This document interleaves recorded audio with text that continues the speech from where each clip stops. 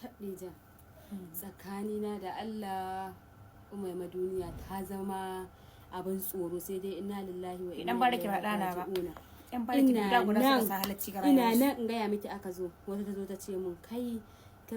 wai kina da yaya wai da sani yayan ninki bi dan kishiya da dan kishiya. To dama dai garin karamin gari ne koya kuma shayi giya ɗaya ce nan suke shan giya su bugu, ɗayan a ce kishiyar uwa ce ta kwace, ɗaya kuma ta ɗauko wai HIV, jama'ar ya rasulullahi, wai fa yar uwarki ta ɗauko ɗaya HIV, ɗaya kuma wai ta haihu, ta yi ciki ta haihu,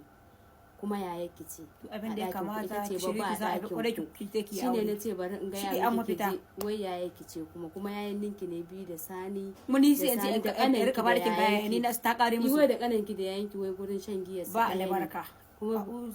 kuma ga ciki da tai, kuma ita ce babbar yaya ku wai tai ciki. Shi musulmai ne ko wai musulmai ne. Yan uwanki fa aka ce mun fa kafaro dai wai gurin shan giya da yake ɗaya ne ɗaya sha giya ya ta timbele, ita ko ɗaya ta ɗauko. Kina jina an tambaye ki amma anan wannan fa me kisan wa'annan barikin sa amma barikin garo suke yi ko wai HIV suna barikin garo ne ko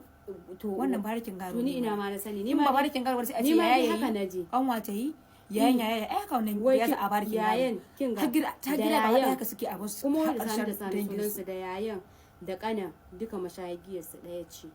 gabaki daya kin ji fa kuma sannan babbar yaya ta yi ciki ta haihu ko ta haihu ne ko wannan alamati sari'a ce wannan ko da ke ba a dai bane ma ya sani ni ma dai kamar a littafi ne dai naga an karanta amma wata ce ta wallafa littafin na gane ta ba wata ce ta wallafa littafin mace ce ta wallafa littafin na gane amma dai littafin da na karanta maza ne guda biyu suna biyu da ko sani da sani wannan zar a gaskiya Allah ba albarka gaba ɗaya wannan zar a ba albarka wallahi